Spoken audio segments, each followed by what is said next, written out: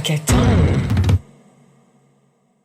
Peu importe qu'il s'agisse d'Instagram, YouTube, TikTok ou votre collègue de bureau, on vous a forcément déjà vanté les mérites d'une pratique bien-être pour vous aider à vous sentir mieux, plus fort, plus concentré, plus relaxé, plus performant, plus apaisé. La méditation, la PNL, l'hypnose, le brain dump, le CBD, les plantes adaptogènes telles l'ashwagandha, la thalassothérapie, la thérapie par le son, la thérapie par la flottaison, le bain de glace, le tapping, la respiration consciente ou encore le grounding qui consiste juste à marcher pieds nus sur la terre. On a vu dans les dernières années apparaître une avalanche de contenu nous dévoilant les secrets du bien-être, souvent inspirés, voire déterrés, de traditions ancestrales d'Asie, d'Afrique ou d'Amérique latine. Et si au moins 3 de ces noms vous ont semblé familiers, c'est probablement que votre algorithme a sournoisement repéré que vous cherchiez à vous sentir mieux. En réalité, on est probablement la première génération à tant se préoccuper de ne pas aller bien et à carrément en faire un projet, à traiter le bien-être comme quelque chose à optimiser, avec des routines, des protocoles, des applications et bien sûr des influenceurs certifiant quelque chose pour vous guider. Mais entre toutes ces promesses, y a-t-il un effet réel de ces techniques sur le cerveau et le système nerveux ? Si oui, comment pourrait-on expliquer leur efficacité sur le stress, la concentration ou la régulation émotionnelle ? Existe-t-il vraiment des techniques qui permettent d'atteindre cet état tant recherché de bien-être ? Bienvenue dans Eureka, le podcast qui fait vibrer vos neurones et éveille vos synapses. Je suis Dr Eka, neuropsychologue et désormais votre dealeuse de dopamine, prête à booster votre curiosité. Comme à chaque épisode, je vous emmène dans la magie de votre organe du savoir pour répondre aux interrogations que vous aviez ou pas et vous faire penser Eureka, ou plutôt Neureka. Dans le sens commun, le bien-être, c'est se sentir bien dans sa tête et dans son corps, équilibré, apaisé, pas submergé. Mais si on pose la question à notre cerveau et pas à Instagram, la réponse est beaucoup plus précise. Sur le plan neurobiologique, le bien-être, c'est d'abord une question d'homéostasie, c'est-à-dire la capacité du système nerveux à maintenir un état d'équilibre interne face aux perturbations. Quand vous êtes stressé, l'axe HPA, hypothalamus, hypophyse, glande surrénale, libère du cortisol pour mobiliser les ressources nécessaires pour l'affronter. De l'énergie, de la vigilance et de la réactivité. C'est utile, c'est même vital, comme je vous l'expliquais dans l'épisode Mon cerveau vit la guerre. Le problème, c'est quand cet axe reste activé en continu ou en tout cas qu'il est régulièrement sollicité. À ce moment-là, le cerveau ne peut pas vraiment se permettre d'aller bien puisqu'il a l'impression d'être en mode survie, ce qui est loin de l'homéostasie qu'il affectionne tant. Alors, qu'est-ce qu'on fait ? On cherche quelque chose qui agit vite, pas un rendez-vous dans 6 semaines, pas une thérapie, quelque chose qui nous procure là, tout de suite, maintenant, cette sensation de mieux-être, cette sensation d'équilibre, cette forme d'homéostasie. Et souvent, instinctivement, on va vers le corps pour calmer le cerveau. Pour certains, ce sera le sport qui, effectivement, déclenche une cascade de réactions qui peuvent faire du bien, comme on en parlait dans l'épisode 18. Mais pour d'autres, ce seront des pratiques davantage centrées sur le bien-être sensoriel, avec des techniques douces ou pas. Si on prend par exemple la cryothérapie ou encore le bain de glaçons dit cold plunge, on est quand même sur quelque chose d'assez brutal, mais qui fait pourtant du bien. Quand votre corps est exposé à une température très basse, le cerveau déclenche une libération massive de noradrénaline, une molécule impliquée dans l'éveil, l'attention et la régulation de l'humeur. Certaines études rapportent même des augmentations de noradrénaline allant jusqu'à 300% après une exposition au foie. En parallèle, le choc thermique force le système nerveux à s'adapter rapidement et une fois sorti du foie extrême, le rebond parasympathique est net, ce qui explique cette sensation d'énergie calme, presque euphorique que les adeptes décrivent. Mais il n'y a pas que le choc thermique qui compte. L'immersion dans l'eau aussi en est pour quelque chose. La pression uniforme de l'eau sur le corps qui stimule les barorécepteurs situés sur les parois des gros vaisseaux sanguins active elle aussi le système parasympathique déclenchant alors cette sensation de bien-être, d'où les bienfaits perçus aussi en thalassothérapie. Mais si on vous vend le cold plunge comme une innovation bien-être, chez nous on fait ça depuis longtemps. On appelle ça en bain la rivière.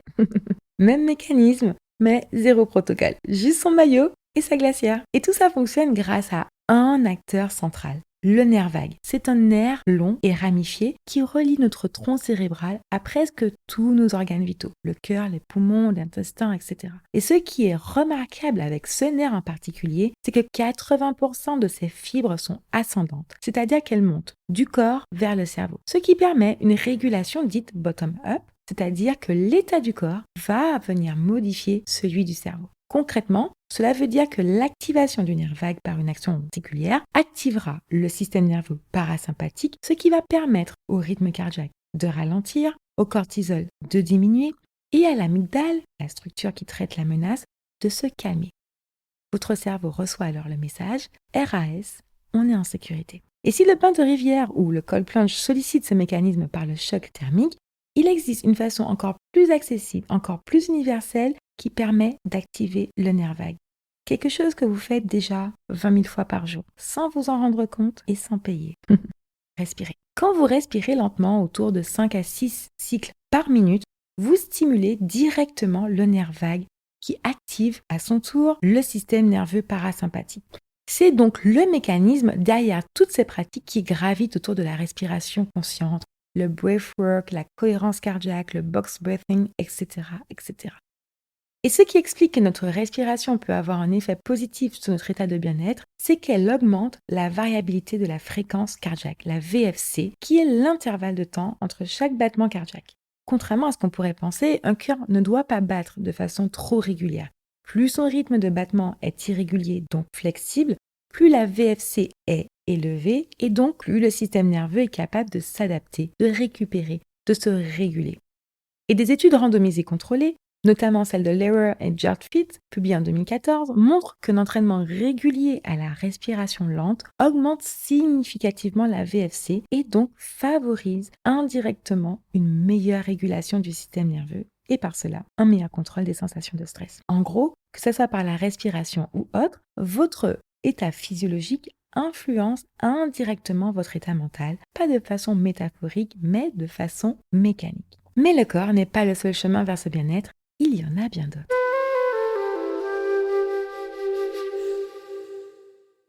Autant la sensation de bien-être peut parfois être recherchée de façon intentionnelle, autant elle peut parfois passer par quelque chose de beaucoup plus subtil, quelque chose qu'on n'a même pas cherché et qui pourtant fait du bien au cerveau. Un son d'une pluie qui tombe sur la tôle, des carillons caressés par les alizés, des pages qu'on tourne lentement, quelqu'un qui chuchote près de vous. Vous avez peut-être déjà remarqué que certains sons vous détendent instantanément sans savoir pourquoi, alors que d'autres, au contraire, vous crispent en une fraction de seconde. La craie sur le tableau, le polystyrène qu'on crisse, la porte qui grince, rien que d'en parler, je parie que certains ont eu comme moi un frisson désagréable. Ce n'est bien sûr pas une coïncidence. Le cerveau classe les sons en temps réel et réagit instantanément avant même que vous en soyez conscient. Les sons agressifs déclenchent l'amygdale en mode alerte, tandis que les sons doux, bas, enveloppants, réguliers, activent des zones liées à la récompense et au calme. Ce qui explique le grand succès de l'ASMR, l'Autonomous Sensory Meridian Response. Le nom fait très sérieux, mais en réalité, ce terme a été inventé en 2010 par une femme qui s'appelle Jennifer Allen sur un forum internet. Pas dans un laboratoire, sur un forum. Ce qu'elle cherchait à labelliser, c'est quelque chose que des milliers de gens décrivaient déjà sans pouvoir le nommer. Cette sensation de picotement agréable qui descend du crâne vers la nuque quand on entend certains sons, des chuchotements, un crayon sur un papier, des mains qui tapotent doucement une surface. Et une fois qu'il y avait un mot, YouTube a fait le reste. Aujourd'hui, le hashtag ASMR cumule des centaines de milliards de vues. Ce qui a commencé comme une simple curiosité de niche est devenu un des contenus les plus consommés, et ce, par des millions de personnes, notamment comme aide à l'endormissement. Alors, qu'est-ce qui explique que ça fonctionne? En réalité, ce serait purement lié au traitement que fait notre cerveau de l'acoustique. Les sons utilisés dans l'ASMR, doux, à basse intensité, avec des textures sonores très spécifiques, tombent exactement dans la zone de fréquence que le cerveau associe à l'absence de danger. Le parasympathique s'active sans effort, sans intention, le son fait tout le travail. Pendant longtemps, la communauté scientifique a regardé ça avec beaucoup de scepticisme, mais plusieurs études ont mis en évidence les effets réels de l'ASMR. Des études en IRMF, par exemple, comme celle de Loche et collaborateurs en 2018, montrent que l'ASMR active bien le nucleus accumbens, le cortex frontal et le cortex insulaire qui sont des zones associées, entre autres, à la relaxation et au plaisir. Et les mesures physiologiques faites par l'équipe de Giulia Porrero de l'Université d'Exeter en 2018 aussi confirment par ailleurs une baisse du rythme cardiaque chez les personnes qui sont sensibles. Oui, parce que, très important, ça ne fonctionne pas chez tout le monde. Cette sensibilité est neurologiquement variable. Certains cerveaux y répondent fortement, d'autres pas du tout. Donc si vous avez essayé et que vous avez juste regardé l'écran perplexe en vous demandant c'est quoi ce délire, soyez rassurés, c'est juste pas fait pour votre cerveau.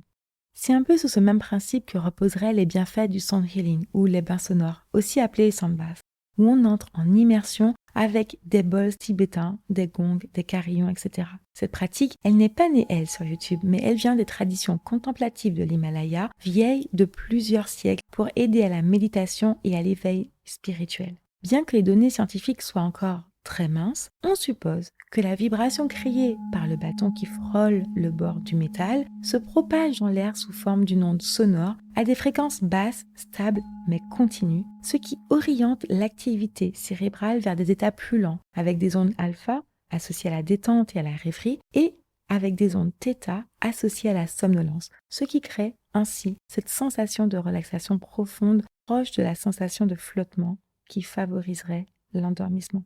Tout l'inverse des bruits blancs qui sont certes des sons continus et uniformes qui peuvent ressembler à un ventilateur ou une friture radio, mais qui, contrairement à la l'ASMR, ne stimulent pas activement le parasympathique, mais masquent plutôt la variation sonore de l'environnement. Par variation sonore de l'environnement, j'entends les petits bruits parasites qui captent l'attention du cerveau sans même qu'on s'en rende compte. Une voiture qui passe, une porte qui claque, une conversation au loin. Au lieu de laisser le cerveau passer son temps à les trier et à devoir évaluer s'il représente quelque chose d'important ou pas, le bruit blanc noie tout ça dans un fond sonore uniforme. Le cerveau peut enfin relâcher cette vigilance constante pour se focaliser sur quelque chose de vraiment important. Et plein d'études montrent des effets positifs sur la concentration et l'immersion. C'est d'ailleurs pourquoi on préconise aux personnes qui ont du mal à se concentrer et qui sont très sensibles aux distractions sonores d'utiliser des bruits blancs durant leur séance de travail. Et donc, corps, sens, son ont tous quelque chose de commun. Ils contournent la pensée. Ils agissent sur le cerveau sans lui demander de collaborer. Mais parfois, pour trouver le bien-être, il faut impliquer le cerveau dans la démarche.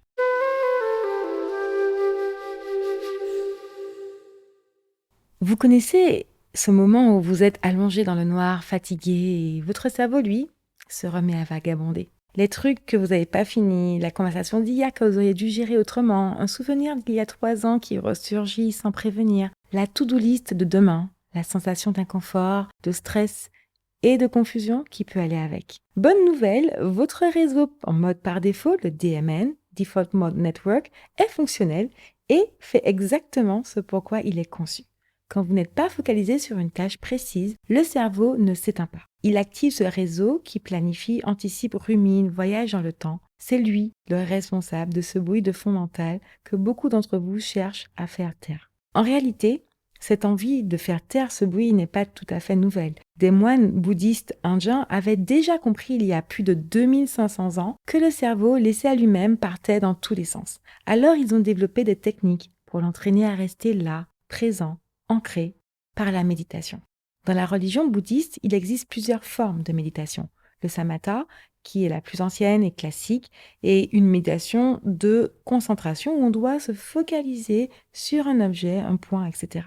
Il y a la méditation transcendantale, qui est basée sur la répétition de mantras, la méditation de compassion, aussi appelée méta, qui est plutôt centrée sur la génération d'émotions positives envers soi et envers les autres, et puis il y a celle pratiquée dans les sociétés occidentales qu'on appelle mindfulness ou méditation de pleine conscience. C'est une pratique popularisée dans les années 70-80 par le biologiste américain John Kabat-Zinn, qui l'a totalement sorti de son contexte spirituel pour en faire un outil clinique. Le mindfulness peut être défini comme l'action de porter intentionnellement son attention sur le moment présent sans jugement. La pleine conscience ne contourne pas la pensée. Elle lui fait face. L'idée est de ramener intentionnellement son attention sur le moment présent, une sensation, une respiration, ce qui est là, maintenant, pas hier, pas demain. En pratique, il faut s'asseoir, fermer les yeux, observer sa respiration, ses sensations, ses pensées, sans chercher à les contrôler, juste observer ce qui paraît simple et qui s'avère être une chose des plus difficiles à faire pour un cerveau habitué à partir dans tous les sens. Aujourd'hui, c'est la forme de méditation très populaire qu'on retrouve d'ailleurs sur quasiment toutes les applications. Mais qu'est-ce que ça change vraiment dans le cerveau ? Ce qu'on observe en neuroimagerie avec le mindfulness, c'est d'abord une réduction de l'activité du DMN, le réseau qui tourne en boucle quand vous ne faites rien. Le mindfulness apprend littéralement au cerveau à s'en détacher. Et en parallèle, il renforcerait les connexions entre le cortex préfrontal et l'amygdale. Les travaux de Sarah Lazar de l'université de Harvard ont même montré qu'une pratique régulière amenait à un épaississement du cortex préfrontal et à une réduction de volume de l'amygdale. Grâce à ça, la capacité du cerveau à réguler ses propres réponses émotionnelles et mieux contrôler son stress, son attention, sa mémoire de travail et même la perception de la douleur et la qualité du sommeil pourrait donc s'améliorer. En clair, le mindfulness permettrait au cerveau de se remodeler structurellement. Pas en une séance, bien sûr, mais sur la durée. Et c'est souvent là que ça coince. Parce que, avouons-le, s'asseoir, fermer les yeux et ne rien faire, pour un cerveau en permanence sollicité à produire ou à scroller, c'est contre-intuitif. Mais il existe des pratiques alternatives plus faciles, comme le brain dump, qui consiste à vider sur un papier tout ce qui tourne dans sa tête, sans structure, sans jugement, dont je vous avais déjà parlé dans l'épisode 12 sur la productivité, ou tout simplement le journaling, c'est-à-dire le fait de tenir un journal intime. Aussi archaïque cela puisse vous paraître, les deux reposent sur le même mécanisme, mettre des mots sur ce qu'on ressent et faire ce qu'on appelle du labeling. Et sur le plan neurobiologique, ça marche parce que non seulement ça active le cortex préfrontal, mais ça réduit aussi l'activation de l'amygdale. Un stylo, une feuille, pas d'abonnement premium, pas de protocole, juste le fil de ses pensées et un cerveau qu'on laisse enfin souffler. Cold Plunge, Breathwork, ASMR, Mindfulness, notre quotidien a été assailli de pratiques de bien-être en apparence nouvelles. Mais si on y prête bien attention, elles ont toujours été autour de nous. Le journaling existe depuis que l'humain sait écrire. Les objets faisant des bruits agréables comme les carillons sur la terrasse font depuis longtemps partie des décorations des maisons créoles. Et puis, le gros-ka, le belay, le maloya, centrés sur les sons du tambour et la trance rythmique, c'était déjà du sound healing et de la danse intuitive qui permettaient à nos ancêtres d'extérioriser et de survivre à la violence du travail forcé. Ce qui est nouveau en revanche, c'est le besoin pressant, voire oppressant, d'atteindre ce bien-être. Et ce n'est probablement pas par hasard. Notre génération est la première génération d'humains exposée à un tel niveau de stimulation. Surinformation, doom-scrolling, hyperconnectivité, notre cerveau est constamment surchargé, alors il cherche constamment des antidotes. Et en quelque part, cette quête dit quelque chose de positif. Notre génération ne veut plus subir. Elle cherche, elle expérimente, elle refuse que le mal-être soit une fatalité. Mais dans cette quête, quelque chose a aussi un peu dérapé. Pour certains, le bien-être est devenu une norme à atteindre, presque une obligation morale envers soi et aux yeux de la société, un marqueur identitaire, un autre moyen de se valoriser. Cette pression de performance, devenue si centrale de notre société, est finalement arrivée à atteindre même la sphère du bien-être, au point de parfois laisser place aux extrémismes, aux dérives sectaires habillées en développement personnel. On n'hésite plus à extraire une pratique de son socle culturel et spirituel pour en faire un outil de performance individuelle. Le bain froid nordique n'était pas un biohack, marcher pieds nus n'avait pas de prix et danser au son du tambour n'attendait aucune certification. Le bien-être, ce n'est pas un état qu'on atteint comme un accomplissement, c'est un équilibre permanent, un état que le cerveau s'autorise quand il estime enfin que toute menace est écartée. Et en réalité, il n'a pas forcément besoin de milliers de protocoles pour parvenir à cette homéostasie. Si seulement on lui laisse la chance d'y accéder.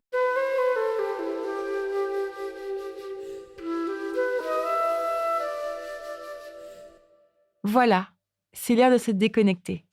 Merci en chai d'avoir été des nôtres. Si vous avez aimé cet épisode, si cet épisode vous a autant intrigué que fasciné, exprimez-vous en commentaire. Offrez-nous 5 étoiles et partagez autour de vous. Et puis tant qu'à faire, pour ne plus rien rater de Neureka, suivez-nous sur les réseaux sociaux et ajoutez-nous en favoris sur Spotify, Apple Podcasts, Deezer, Podcast Addict et maintenant Angami pour ceux qui, comme moi, sont au Moyen-Orient. Au Pakistan,